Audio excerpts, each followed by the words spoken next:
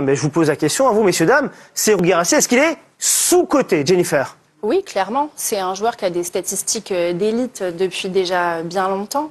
Moi, j'ai l'impression qu'il paye surtout le manque peut-être de communication autour du football. On sait aujourd'hui que les titres individuels, il y a beaucoup de lobbying, il y a beaucoup de com qui sont mises en place par les équipes qui sont autour des joueurs.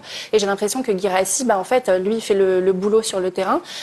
Mais peut-être que ça pêche à ce moment-là parce que quand on regarde sa trajectoire, alors oui, il a une éclosion un petit peu tardive par rapport à certains autres joueurs. Mais quand on voit sa régularité depuis des années, c'est un joueur complet. Il devrait, pour moi, être à un niveau beaucoup plus élevé que ça. Michael. Je suis complètement d'accord avec ce que dit Jennifer. Serhou Guirassy, il est un peu sous-coté aux yeux du grand public, mais c'est un joueur qui a été souvent très performant, hyper performant même, depuis de nombreuses années. C'est pas forcément que cette année. Il a toujours fait du bien offensivement aux équipes dans lesquelles il a joué. Alors peut-être un manque de communication, un manque de visibilité, mais la visibilité, il la donne sur le terrain et il mériterait beaucoup plus de lumière. C'est quoi? Il lui manque juste un titre avec Dortmund pour pouvoir passer ce cut, j'ai envie de dire, au niveau visibilité, José? Pas que. Alors déjà, il n'est pas sous-coté vis-à-vis de ses adversaires, ni vis-à-vis des défenseurs adverses. S'il est sous-coté, c'est uniquement sur le plan médiatique. Ce qui lui fait défaut, c'est qu'effectivement, il n'a pas de coup d'éclat. Alors certes, c'est un vrai buteur, mais ne serait-ce que dans sa propre équipe. Lorsqu'on pense Dortmund, on va penser à Adeyemi, on va penser à Brandt. Il passe devant lui en termes d'aura médiatique. Donc il faut qu'il travaille ça. Il peut effectivement s'appuyer sur une équipe donc personnelle. Il faut aussi qu'il ait, lui, un peu plus d'aura aussi donc dans son vestiaire.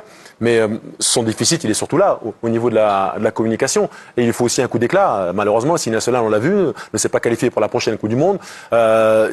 Idem donc par rapport à la CAN. Donc il faut aussi qu'il soit capable de hisser justement ce CI national pour aussi, ne serait-ce qu'en Afrique, montrer que c'est lui le taulier de son équipe. Et puis après en club, certes, il a été co-meilleur buteur de cette dernière Ligue des Champions, mais pas avec des buts. Le week-end dernier, il y a quelques jours, on va se rappeler du but d'Estebao. Pourtant, Guirassy a également marqué. Donc, on se rappelle des beaux buts, des beaux gestes. Lui, c'est un finisseur. Et donc, il va falloir qu'il travaille sa communication à côté. Bon, avant, en tout cas, ce qui se passera avec Serhou Guirassy, notamment ce week-end, je rappelle quand même qu'on parle vraiment d'un match précieux entre ces deux équipes. Oui, le Bayern est loin devant, mais les deux autres équipes ne sont pas si loin, notamment pour viser, pourquoi pas, la deuxième place, avec un Bayer Leverkusen qui est troisième, Dortmund quatrième, Leipzig qui devance ces deux équipes. C'est pour cette raison qu'on vous invite plus que jamais à suivre cette rencontre entre le Bayer Leverkusen et Dortmund. Je le rappelle, samedi 17h30 GMT à vivre sur Canal+ Sport 1.